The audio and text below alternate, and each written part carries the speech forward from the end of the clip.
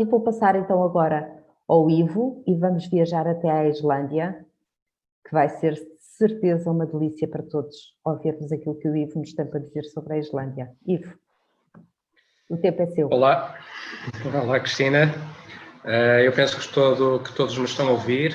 Olá, Sim. Gonçalo.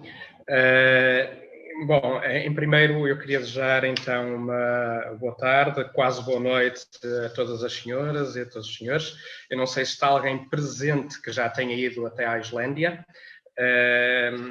mas pronto, a Oasis tem para o próximo ano 4 viagens, circuitos completos programados para a Islândia e também um circuito mais pequeno. Eu não vou estender muito sobre as particularidades da viagem a partir de Portugal, dado que eu sou o guia da Oasis na Islândia, e portanto eu vou falar essencialmente sobre a Islândia e sobre os dias de viagem que os senhores poderão encontrar na Islândia.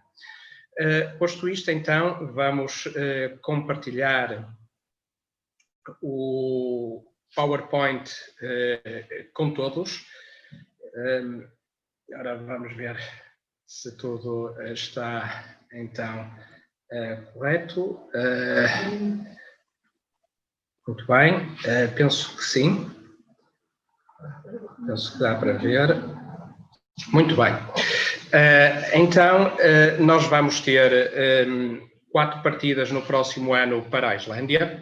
Sejam bem-vindas, então, welcome to Iceland. Bem-vindos à Islândia. Normalmente, a primeira coisa que eu digo a quem chega à Islândia é, se não gosta do tempo na Islândia, espere um minuto, porque o tempo na Islândia está a mudar constantemente.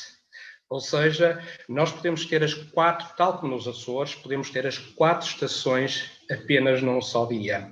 Ou seja, já acordei com chuva, sol, neve a meio da tarde, e não vou dizer noite, porque a maioria dos circuitos são no verão, e então nós vamos ter quase 24 horas de sol durante o dia. Custa dormir nestas condições, mas é de facto ver o sol da meia-noite, e 2 dos circuitos são na altura do sol da meia-noite.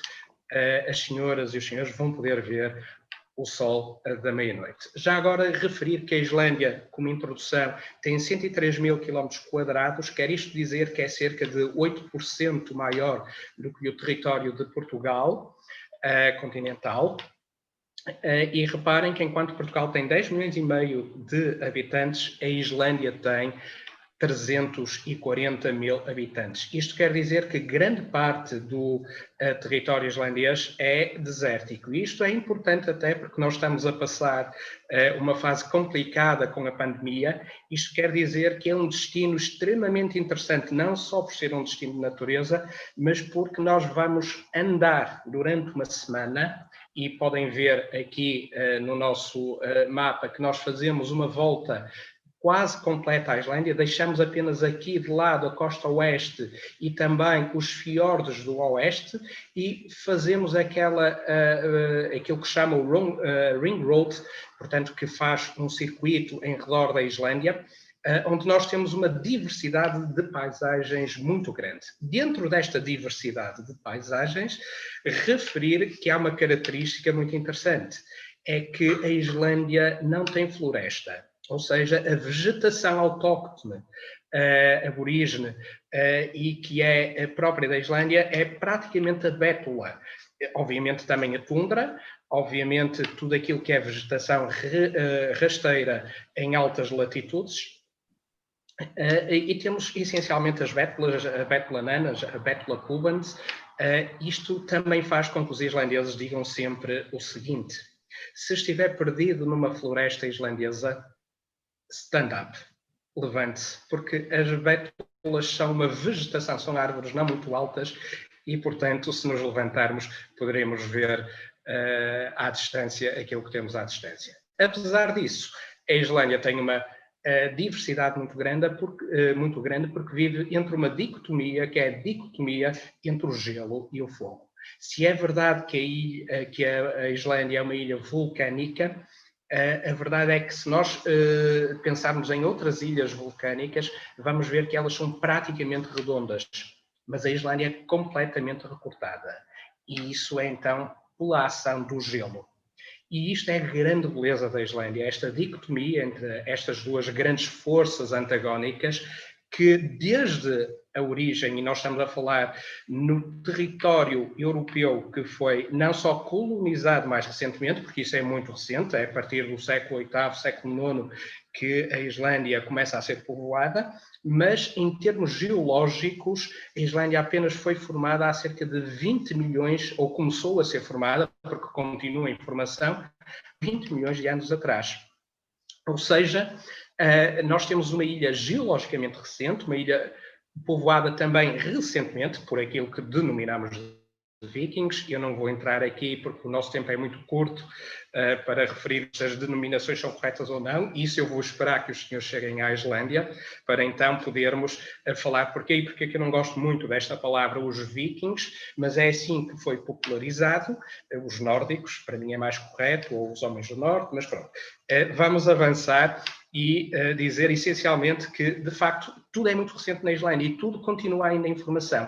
E esta dicotomia entre o gelo e o fogo, de facto, é que faz com que a Islândia seja maravilhosa. Porque, reparem, mais de metade dos vulcões na Islândia estão por baixo dos glaciares, por baixo de cerca de 1000 metros de espessura de gelo. E por isso é que houve o Eyjafjallajökull, em 2010, por exemplo, que originou a paragem do tráfego aéreo. Nós temos hoje uma paragem do tráfego aéreo, mas por outras circunstâncias. Mas é de facto por causa desta dicotomia que existe em grande parte dos vulcões na Islândia, estão por baixo dos glaciares. E se é verdade que durante o inverno nós temos a Islândia coberta de branco, no verão a única coisa que é coberta de branco é de facto os glaciares. Mas então vamos avançar, porque não temos muito tempo para estarmos, de facto, a expor tudo isto. Nós temos aqui os dois circuitos. O primeiro circuito, então, que é o circuito completo em redor da Islândia, que é a Islândia, um paraíso escondido, tem 4 datas, 10 a 17 de junho, 10 a 17 de julho, 5 a 12 de agosto e 12 a 19 de agosto. E vamos ter outro circuito alternativo, que é de 23 a 26, na verdade a saída já é nas primeiras horas do dia 27 de junho, e que se chama Islândia Maxi Fim de Semana, ou seja, é um circuito muito mais reduzido, de 5 dias, 4 noites. Sobre a Islândia, podemos dizer então que a língua oficial da Islândia é de facto o islandês. Reparem que enquanto nós temos, penso que 8, 9 países no mundo a falar em língua portuguesa, aliás a língua portuguesa é mais falada no hemisfério sul, apenas temos 340 mil pessoas a falarem a língua islandesa. A moeda local é a coroa islandesa, é diferente da coroa dinamarquesa, é um país que pertence ao espaço Schengen e por isso os senhores não precisam os senhores e as senhoras, obviamente, não precisam de ter passaporte, basta o cartão de cidadão para entrarem na Islândia. Mas a Islândia não pertence ao mercado europeu comum. Em termos de vacinas, aconselho sempre as pessoas a levarem o cartão europeu de seguro de saúde, até porque este cartão permite que os senhores não tenham que pagar, a não ser aquilo que corresponde a Portugal, a taxa moderadora, no caso de terem que recorrer aos serviços. E desde já advirto que a saúde na Islândia é muito cara, porque é um dos países, provavelmente, eu não estou neste momento a ver nenhum país na Europa em que as coisas sejam mais caras do que na Islândia, e portanto o cartão europeu de saúde de facto é extremamente importante porque vai poupar alguns dissabores relativamente a outras despesas. Relativamente ao Covid, porque é uma preocupação atual, dizer que a Islândia, obviamente, como qualquer ilha no geral, conseguiu circunscrever muito bem a doença. Neste momento não existe ninguém nos cuidados intensivos na Islândia, por causa do Covid. Apenas desde o início da pandemia até hoje houve 29 pessoas que faleceram. Não existem pessoas nos cuidados intensivos e julga-se que em março todos os islandeses estarão vacinados já com a vacina do Covid, que faz parte, como em Portugal, portanto, do Sistema Nacional de Saúde. Ou seja, se nós pensarmos que não existem grandes aglomerações na Islândia, isto é uma viagem de natureza, reparem que em Reykjavik, a capital, tem 2/3 da população islandesa. Ou seja, 1/3 estende-se por um território que é maior do que Portugal continental. Quer isto dizer, então, que nós temos 100 e tal mil pessoas num território como Portugal continental. Ou seja, de facto, não vai haver aglomerações. Estamos numa viagem de natureza extremamente seguros, até porque os autocarros vão ser maiores que aquilo que eram utilizados anteriormente, para que todos os senhores tenham uma sensação de, não só sensação, como algo real, que é a segurança que é viajar na Islândia. Pronto, posto isto, vamos então continuar. Não existe atualmente a diferença horária, apenas quando existe a mudança de horário, há uma diferença horária de 1 hora. Eu não sei se Portugal vai mudar o horário para o horário de verão. Se mudar para o horário de verão, de facto vai haver 1 hora de diferença, ou seja, na Islândia vai passar a ser 1 hora a menos. Relativamente ao clima, bom, já falamos relativamente ao clima, que a instabilidade climática é aquilo que mais caracteriza a Islândia. Referir que o inverno não é tão frio quanto aquilo que as pessoas pensam, devido à ação da corrente do Golfo, que exerce amacia, digamos assim, as amplitudes térmicas, ou seja, amacia o clima. A temperatura média do mês mais frio, janeiro, é de cerca de menos 1 grau centígrado. Ou seja, não é assim tão extremo quanto isso. No verão, nós vamos apanhar temperaturas normalmente entre os 7, 8, 9 graus centígrados até aos 15, 16, 17, 18 graus centígrados. É o normal. Dizer que, apesar de ser uma ilha rodeada por mar por todos os lados, a Islândia tem uma umidade relativa muito inferior a Portugal. Ou seja, se estiver em 14 graus, se não estiver vento, acreditem que só de t-shirt é que se pode andar na Islândia. De qualquer das formas, aquilo que é sempre aconselhado é trazerem um casaco corta-vento. Esqueçam os guarda-chuvas, minhas senhoras, muito sinceramente, porque o vento vem de um momento para o outro e pode ser um vento intenso e, portanto, os guarda-chuvas não servem de muito. Então, usar uma capa de chuva, um poncho e, acima de tudo, calçado. Isso é o mais importante para não sofrerem torções. É uma viagem de natureza, vão andar por muito terreno que não é asfaltado, não é? Para nós vermos todas as atrações da natureza, os vulcões, as sulfataras, etc. Então, um calçado que seja rugoso para ninguém escorregar, até porque chove bastante na Islândia, normalmente aquela chuva miudinha, e então é muito importante trazer um calçado rugoso para a Islândia. Relativamente ao clima, pronto, já falamos de temperaturas, vento é uma característica, mas eu já tive viagens, nomeadamente com, não sei, eu acredito com o Gonçalo, porque o Gonçalo foi o primeiro tour leader da Oasis a acompanhar o grupo para a Islândia, e o tempo foi relativamente bom, segundo eu me recordo. O que distingue a Islândia no verão e no inverno, isto é importante. A Islândia são quase 2 países distintos.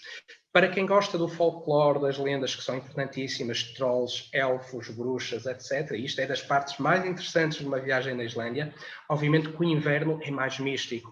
E no inverno nós compreendemos melhor... por exemplo, há um livro que eu recomendo a toda a gente, que é do Halldór Laxness, traduzido em Portugal pela Cavalo de Ferro, e que é a melhor introdução que podem fazer à Islândia, que é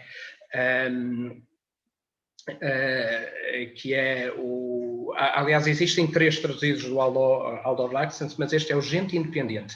Eu aconselharia para quem for à Islândia, é uma ótima introdução à Islândia. Durante o inverno, os senhores vão poder ver a aurora boreal. Isto não é possível durante o verão. Durante o verão é a altura do sol da meia-noite. Quer dizer que é quase sempre noite no inverno e quase sempre dia no verão. Há muitas estradas que nós não podemos fazer no inverno, estamos muito condicionados, isso terá de ser feito no verão, mas é extremamente mágico, tem os duendes de Natal, etc., as piscinas geotermais com neve durante o inverno. Durante o verão nós vamos a todos os locais, muitas vezes em estradas que ainda não são asfaltadas, e vamos ver desde a cascata mais poderosa da Europa, que é a Dettifoss, vamos ver os fiordes, que são extremamente impressionantes também. E vamos ver, quem, por exemplo, quiser ver aves marinhas, porque as aves marinhas chamam-se aves marinhas porque vivem em alto mar. Normalmente as aves marinhas só vêm à terra durante 3 meses, que é o período da nidificação. E aí, que é maio, junho, julho, e em agosto elas começam a regressar para alto mar. As aves marinhas, por exemplo, têm o papagaio do mar. O papagaio do mar tem, na parte anterior do bico superior, uma espécie de uns anzóis. Eles fazem mergulhos de cerca de 80 metros e vão pescando peixe, que vai ficando preso nesses anzóis, que são aquelas aves que parecem quase uns pinguins, uns clowns, uns palhacinhos, com o bico colorido. É possível ver, por exemplo, em Lisboa, no Oceano, mas aves marinhas, toda a parte de flores, de aves, tudo isso é verão. A aurora boreal e aquela magia das lendas é mais durante o inverno. Estas são 2 características que me parecem bastante interessantes entre as 2 alturas. Mas as viagens da Oasis são mais no verão e, portanto, vamos nos concentrar aí. Então, vamos passar para, chegando à Islândia, já sabem que vão até ao aeroporto as senhoras e os senhores, acompanhados sempre por alguém da Oasis. Eu estarei sempre no aeroporto para recebê-los a todos. Então, quando nós chegamos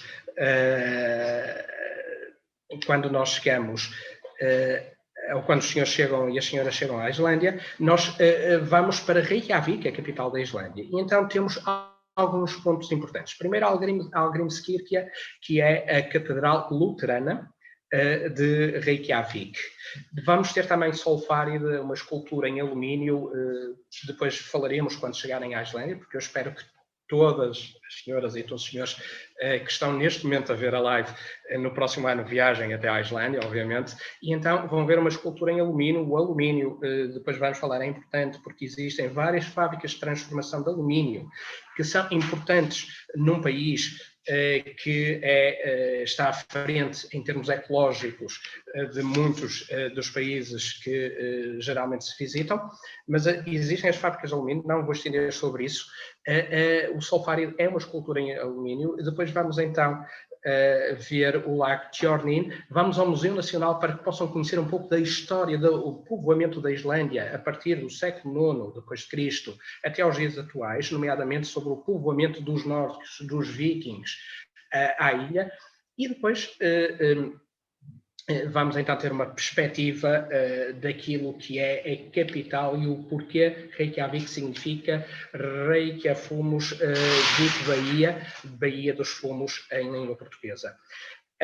Depois de um almoço e jantar, come-se muito bem na Islândia, já referi, por exemplo, o peixe, o salmão, é dos fiordes, é dos rios. Portanto, nós estamos num país em que as coisas são extremamente naturais, é um país para quem gosta de viagens de natureza. Depois do almoço e jantar do primeiro dia, nós partimos no segundo dia, então, para ir para norte.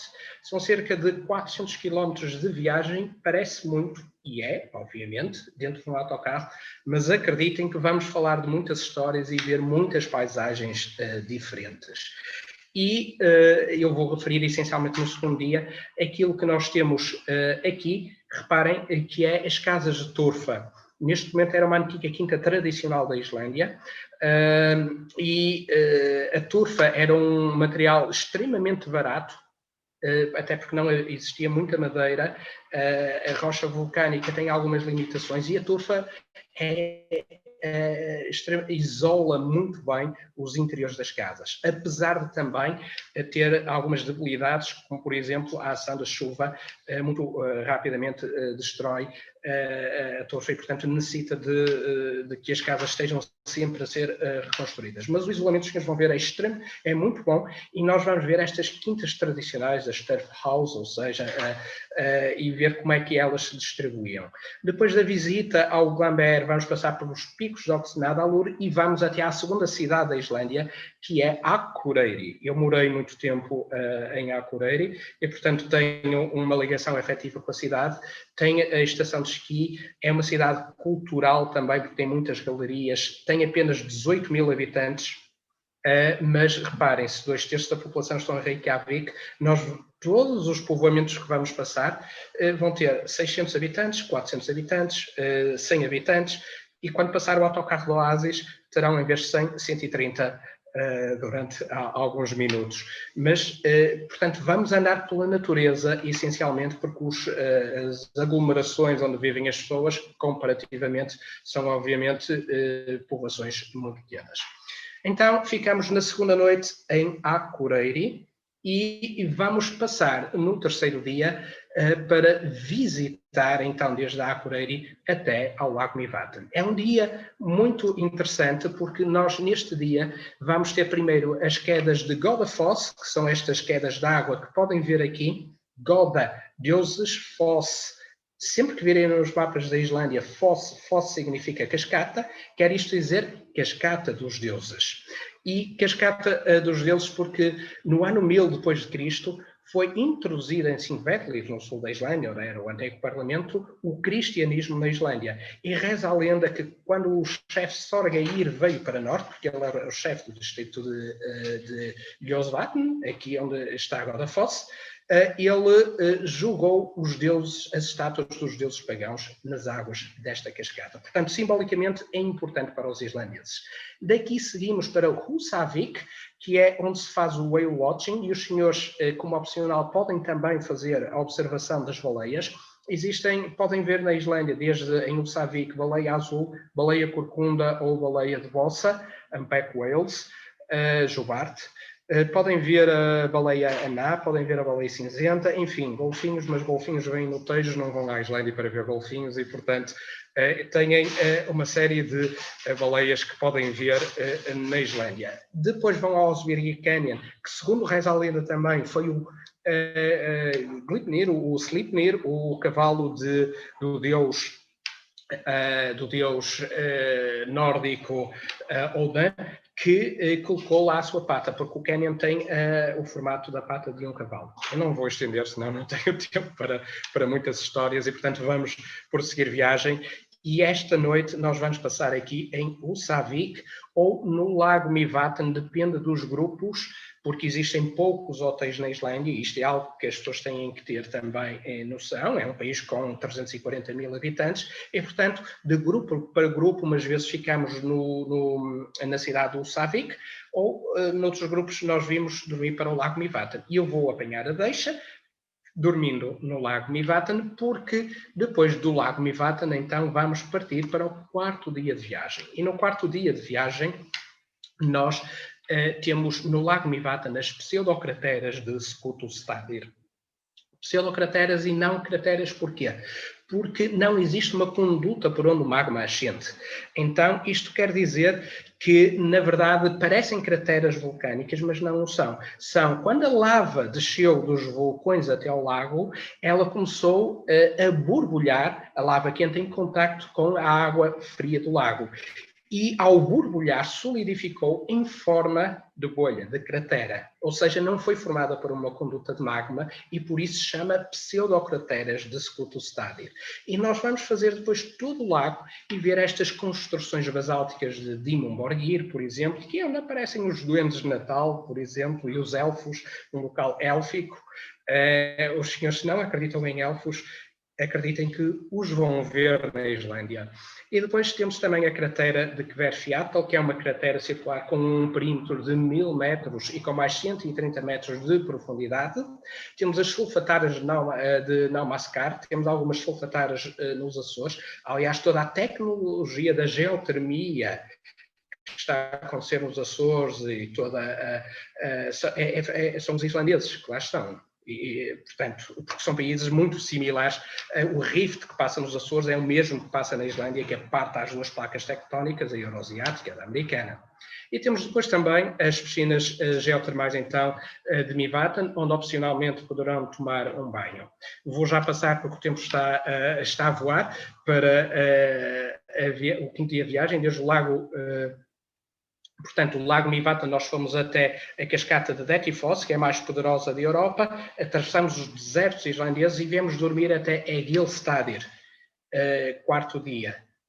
E no quinto dia, ao iniciarmos, desde Egilsstaðir, já no leste da Islândia, nós vamos até Reyðarfjörður, primeiro, onde tem a maior fábrica de alumínio do país, Eskifjörður, que é um povoado que parece um povoado praticamente dinamarquês, com algumas influências nórdicas, Stóðvarfjörður, onde vamos ter a coleção dos minerais, reparem, aqui os minerais suspensos, aqui podem ver nesta fotografia os fiordes do leste da Islândia, por onde estamos então neste dia, e depois vamos passar pelos santuários de gansos e cisnes. E depois, então, entrar na Costa Sul, reparem nesta impressionante Costa Sul, até Höfn. Vou já passar para o próximo, então, dia, o sexto dia, que vai desde Höfn até Kvolsvöllur, já aproximar-nos Reykjavik e fazer a Costa Sul, dizer, reparem, este é o grande glaciar de Vatnajökull. Vatnajökull tem 8.100 km² de área, é de facto de uma dimensão imensa, e temos aqui a Lagoa Glaciar, onde poderão fazer um passeio de barco por entre os icebergs que normalmente tem na lagoa. Temos aqui a Lagoa Fjallarsárlón, temos aqui, por exemplo, quem foi, por exemplo, à Islândia, à Irlanda, para ver a Calçada dos Gigantes, reparem, isto é característico dos territórios vulcânicos, esta contração da rocha, que se denomina de disjunção prismática. Não tenho tempo para explicar o fenómeno, mas quando vierem à Islândia, obviamente que irei explicar. E depois os papagaios do mar, nesta costa sul, onde os senhores poderão ver aqui, então, estas aves marinhas, que é a ave símbolo da Islândia, e as duas cascatas finais, que é Seljalandsfoss, onde é possível dar uma volta de 360 graus em redor da cascata, e a cascata de Skogafoss. Ambas ficam nos limites do Eyjafjallajökull, que foi o glaciar e vulcão que provocou o problema no tráfego aéreo da Europa em 2010 e que tantos transtornos trouxe tanto ao oásis como a muitos dos senhores. Último dia antes de chegar a Reykjavik, sétimo dia de viagem, desde Kvolsvöllur até Reykjavik. Neste dia vamos fazer o dia, o day tour também. Eu ouvi que na Rússia havia um círculo dourado, algo muito parecido. Aqui é o círculo dourado, e que é na natureza, neste caso, e que os senhores vão ver. Então cá temos o Eyjafjallajökull, que entrou Eia. Eia significa ilhas, Fjall, montanhas, e Jökull, glaciar. Ou seja, o glaciar da montanha das ilhas, traduzido para português, muito simples, portanto, dizer o nome. Eyjafjallajökull. E temos aqui a parte do rift, Þingvellir, placa tectónica americana, placa tectónica euroasiática para este lado. Não tenho tempo de falar, falaremos na Islândia também. E a cascata do Ouro, que dá o nome a este circuito, Gullfoss, que é em 2 degraus. Falaremos também posteriormente, porque o tempo está a acabar. E, por fim, o geyser, porque existem cerca de 1000 geysers em todo o mundo. Metade deles estão no Parque de Yellowstone, nos Estados Unidos, mas quem batizou este fenómeno para todo o mundo foi a Islândia. O nome geyser vem da Islândia, e na Islândia os senhores vão poder ver o geyser Strókur expelir até 35 metros de altura, e acreditem que não é como na Nova Zelândia, que é preciso ir lá com o sabão e com uma bancada para todos verem a explosão. Não, ele é regular, de 5 em 5, 6 em 6 minutos, ele explode naturalmente. Falaremos posteriormente a isso.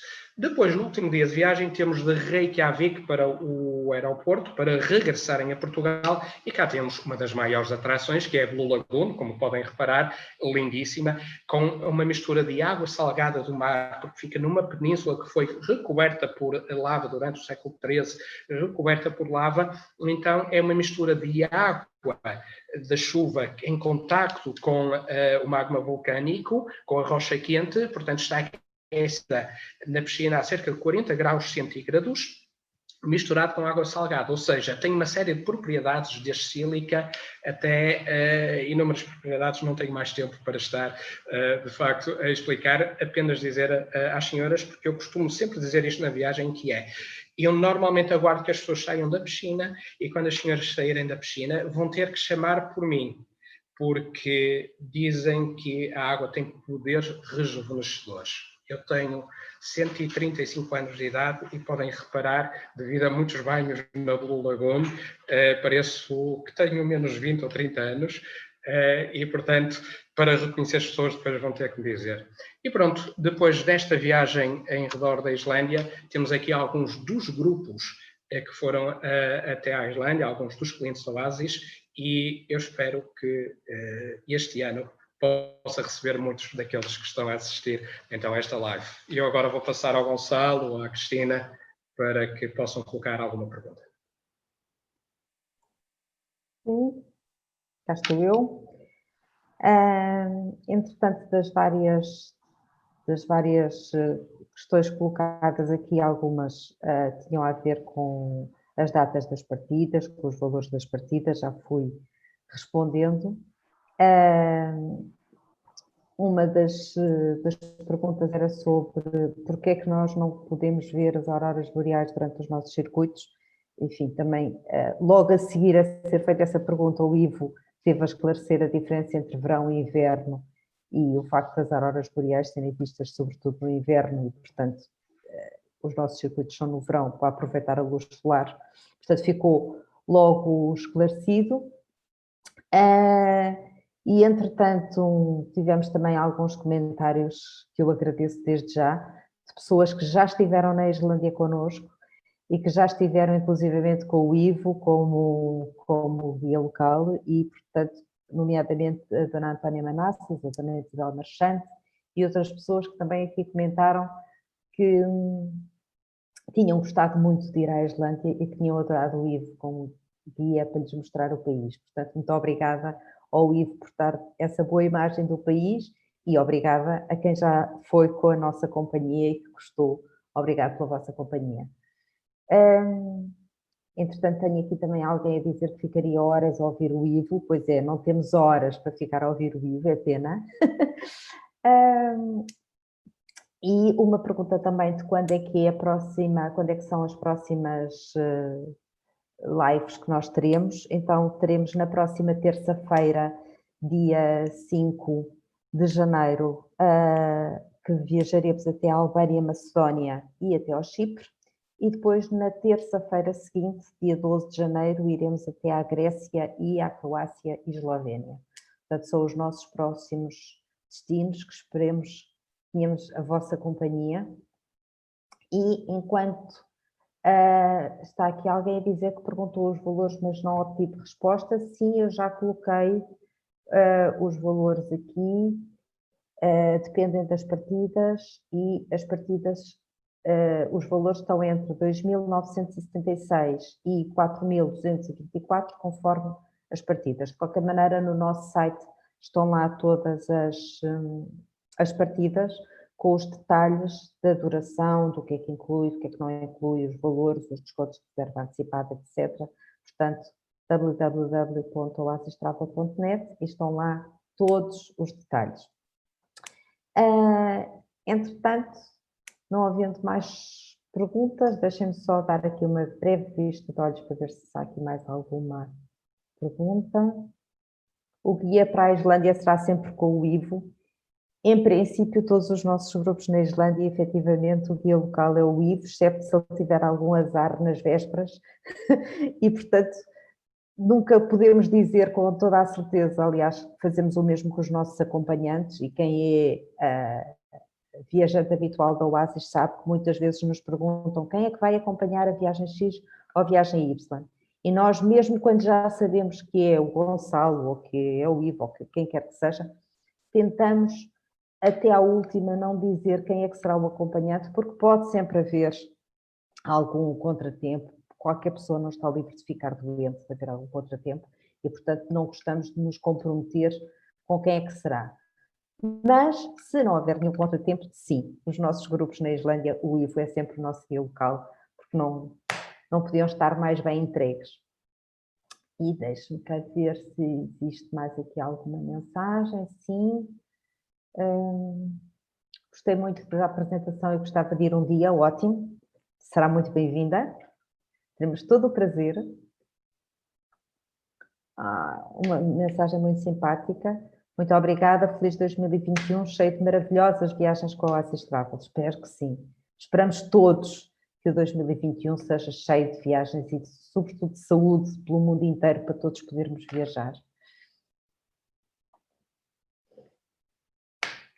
E acho que não há mais nenhuma questão, portanto, resta-me, entretanto, já passámos 5 minutos da hora e nós tentamos sempre balizar e corresponder às horas previstas. Resta-me, como agora só nos voltamos a encontrar dia 5 de janeiro, resta-me desejar um bom ano novo, com muita saúde. Espero que o 2021 seja um ano de viragem para o sentido positivo e que todos tenhamos saúde para poder fazer muitas viagens, para poder viver a nossa vida na maior normalidade possível. É aquilo que nós desejamos para todos, para vós, para todos os que não nos estão a ouvir, enfim, para o mundo inteiro. É isso que nós desejamos, que o 2021 seja um ano muito, muito, muito diferente, para melhor daquele que foi este. E pronto, muito obrigada e esperamos ver-vos no próximo dia 5, na próxima terça-feira às 18 horas, aqui no nosso Cantinho das Viagens. Obrigada. Um bom ano a todos.